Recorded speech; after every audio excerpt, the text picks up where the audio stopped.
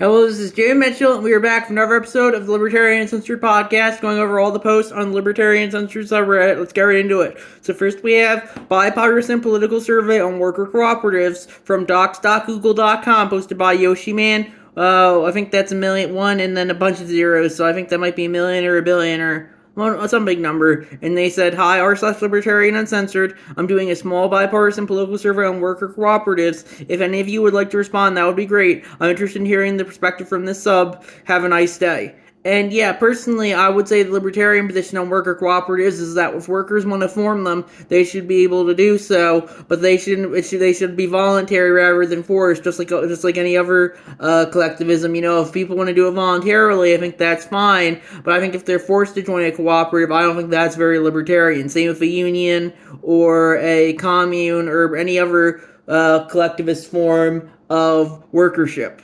And that's my thoughts on that issue. Next we have Welcome to the Party, posted by Jero117, and that's a cross-post from the Libertarian meme subreddit, which looks like it's since been removed by the moderators of that subreddit. And that meme says, "Concerned about the federal government abuse of power, welcome," and it's a bunch of ICE officers, and it says, "Welcome to the Party," and it's a picture of the Libertarian Party logo.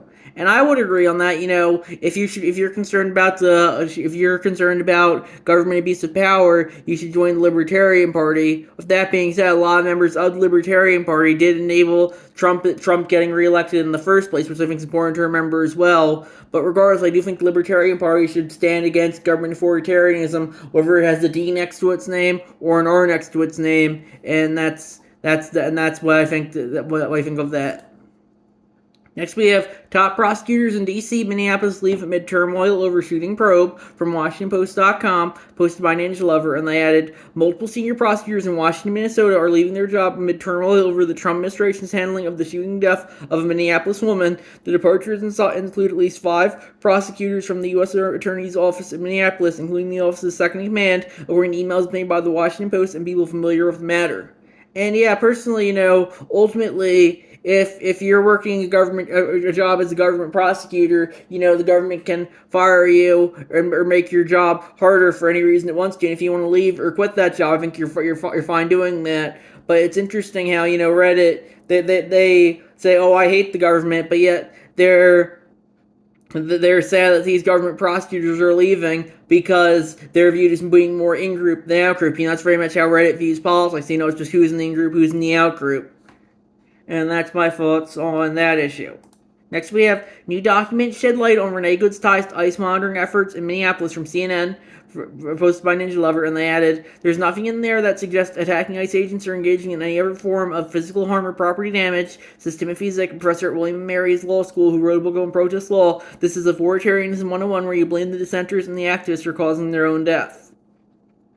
And, personally, if I were Renee Good, I personally, I think if I'm like a Redditor or Renee Good in this instance, I would personally be more avoiding ICE since, if they're literally a Gestapo, you probably should be trying to avoid them rather than actively engage with them. But ultimately, if you want to go after law enforcement officers for whatever reason, investigating them or be like a legal watcher, I think you should be able to. With that being said, ultimately it could be dangerous, as it wasn't for Renee Good when she was constantly following ICE. When you're constantly following law enforcement officers, they might get agitated, and that might result in your death, like it did for Renee Good. And since they have the legal monopoly, it's forced justify doing whatever they want to, and since the state controls the courts and the legal system as well, oftentimes they won't even be held accountable if they do end up killing you. So that's my thoughts there. Next we have Welcome, posted by Jero117. That was the meme they shared earlier, the Libertarian meme subreddit that got removed. They just posted it again here. "Concerned about the federal government abuse of power, welcome to the party." And I'd agree with that. Ultimately,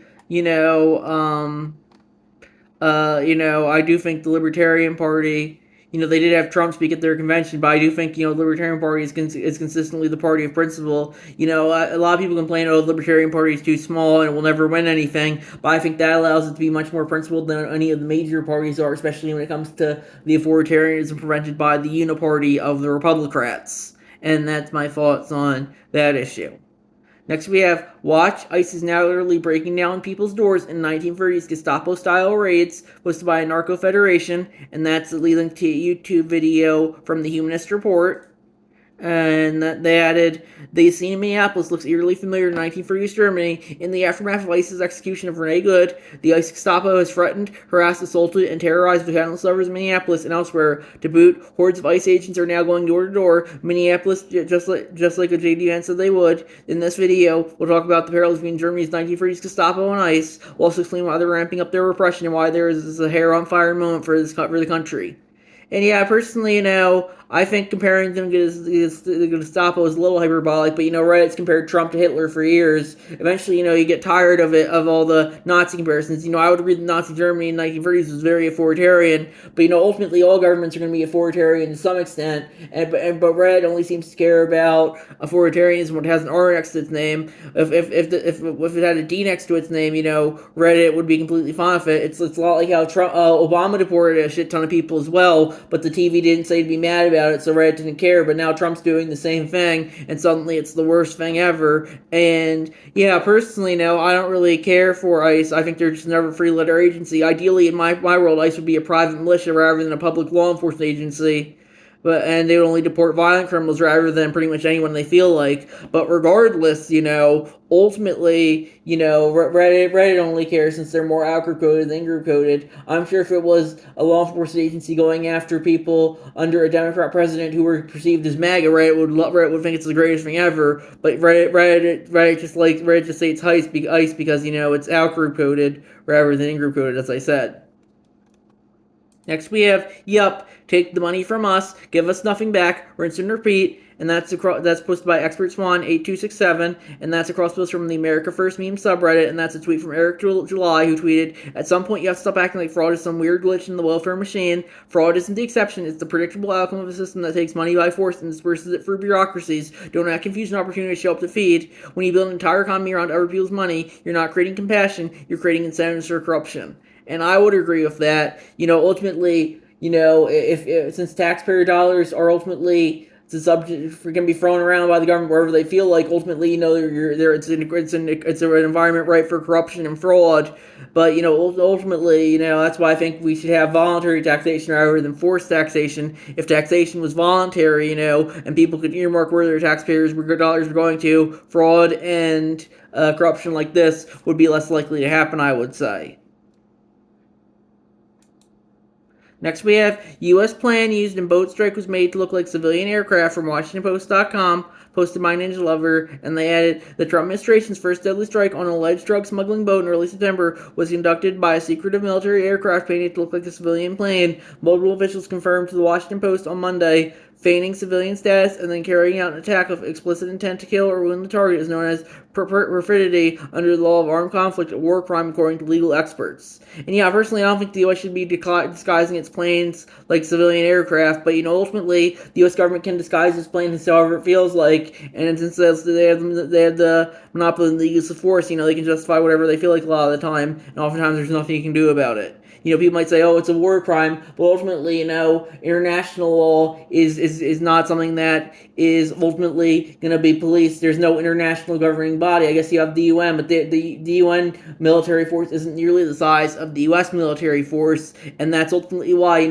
war crimes are just going to be completely subjective when it comes to international law because they can't be backed up by the use of force like the U.S. can back them up. And that's why national law, I would say, is much more important than international law, because when a country has a large military, it can justify using its force however it wants to, unlike with international law, where they have a much smaller military force to justify enforcing their views of the law. Next we have, Donald Trump says he wants ownership of Greenland because it's psychologically important to me, from people.com, posted by LegioX. And yeah, personally, I think the Donald Trump Greenland stuff is a distraction from Iran. I did a post about this on the Libertarian Party USA subreddit. I said, looks like the U.S. government is already pushing for another regime change. And I said, I'll preface this by saying the current Iranian government is authoritarian, definitely not deserving any sympathy, especially from libertarians. With that being said, the current protest movement there is almost certainly backed by deep state actors like CIA, so they can bring Iran back under de facto U.S. government control. It's very similar to what happened back in 1953. You don't see here trying to install some of the Shah, who was the puppet they had last time. Well, and then Ragnarok takes your response. Distraction when they do the same thing the Iranian government is doing here. Trump and his regime are doing the exact same thing, and they there you go, falling for it. Why is he worried about Iran when our own country is fucked up? And I replied, this is why Trump is such an asset to the ruling class. You can't bring up anything about people someone deflecting by saying, what about Trump? It's a lot like how most writers care more about Trump's geopolitical distraction of Greenland right now, which the U.S. already de facto controls through NATO, than to do with the actual regime change attempt in Iran. And ultimately, that's very much, I think, why Trump is very effective when it comes to dividing people and keeping them distracted. Trump is very much he'll issue out a bait, do some bait like every day or something, and Reddit will be all over it. Well, in the meanwhile, they're pushing for regime change in Iran, and Reddit doesn't care because they're all just too distracted by what Orange Man's doing. And ultimately, I think that's very much what the presidency is, first and foremost, a distraction. The real power lies, I would say, with the deep state like CIA, FBI, NSA, and all the other three-letter agencies, in addition to the military-industrial complex and private interest groups. But ultimately, Reddit thinks it's all that the Orange Man is absolute power. When in reality, that couldn't be further from the truth. I would say, Orange Man just serves as, and the presidency as a whole just serves as a distraction to who's really running the show, I would say. Next, we have Sanders says prosecutors are investigating her after a video about legal orders from NYTimes.com posted by Ninja Lever, and they added, Miss Locken, a Democrat, said in an interview on Monday that she found out about the inquiry from the office of Jeanine Pirro, and a U.S. attorney for the District of Columbia, and a longtime ally of President Trump's, in an email sent to the Senate Sergeant at Arms. Miss Pirro's office requested an interview with the senator of her private counsel. And yeah, personally, I don't really think they should be investigating Senator. Ultimately, the government can investigate whatever standards it feels like, but Slotkin is definitely no friend of liberty either. I think she was a former deep state CIA officer, and I think that's important to remember as well. Increasingly, the Democrats in particular, but also the Republicans, are increasingly just pushing to elect former deep state officers to public office. And in reality, that just gives the deep state more control of the government. But, Reddit loves the deep state when it has a D next to its name. And that just goes to show, these people don't have any values other than Orange Man, Republicans bad, aka out-group bad, Democrats good, aka in-group good. And that's my thoughts on that issue. Next, we have Diplomat cancels his tickets for the 2026 World Cup and protests against ICE. The U.S. is not safe, from n.as.com, and posted by The Way to Beauty. And that's an article from AS. I don't know what source that is, but never really heard of them before. But yeah, personally, I think if a diplomat does want to cancel his tickets to the World Cup, he should be able to. But I think that's just kind of political theater. The World Cup's going to be a sellout regardless. And it's interesting how Reddit has so much trouble with the World Cup being held in the U.S. Well, the past two were held in Qatar and Russia, which are arguably much more authoritarian, openly authoritarian at least, than the U.S. government. But, Reddit only cares about Orange Man bad, first and foremost. They don't care about the authoritarianism in any other country. Maybe Russia sometimes, since they blame Russia for installing Trump in the first place. But other than that, it's all Orange Man bad, Orange Man bad, Orange Man bad. There are dictators in other countries. The president of Cameroon's been in power since 1982, but Reddit doesn't care. Reddit only cares about Orange Man and in the U.S. authoritarianism rather than the authoritarianism of pretty much any other country, with the possible exception of Russia, as I noted earlier.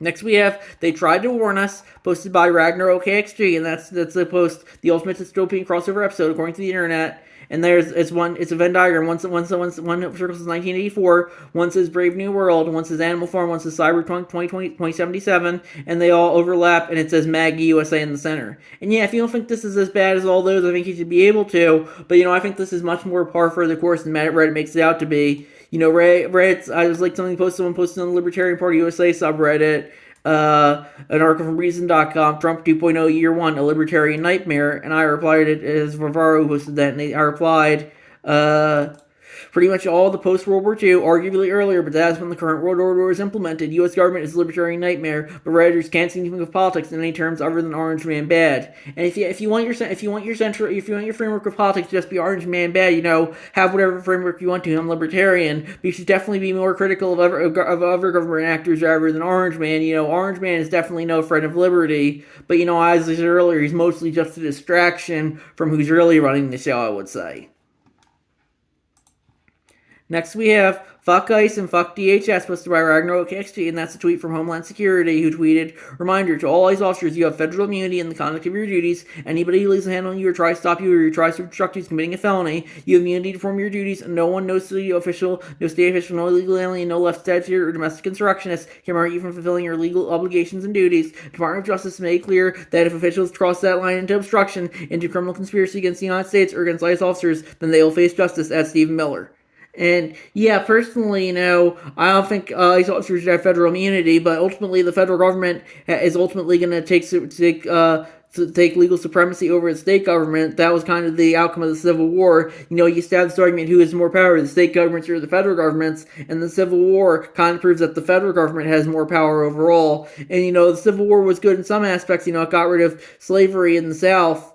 But, ultimately, I would say the libertarian positions, it was definitely a net negative for liberty, because it allows the federal government to supersede state and local governments whenever it feels like it, and oftentimes there's nothing you can do in regards to that. And that's my thoughts on that issue. Next, we have anti-ICE protester 21 permanently blinded by federal agent who shot him with non-lethal bullet at close range, and it says from people.com, posted by CH4Locks. And yeah, as I said earlier, the state can justify doing whatever they want to you a lot of the times. But Reddit cares this since ICE is out group coded, but I'm sure if ICE was in group coded, Reddit would think stuff like this is the greatest thing ever. And that's my thoughts on that issue. Next, we have FBI raids home of Washington Post reporter and highly unusual and aggressive move from theguardian.com, posted by Ninja Lover.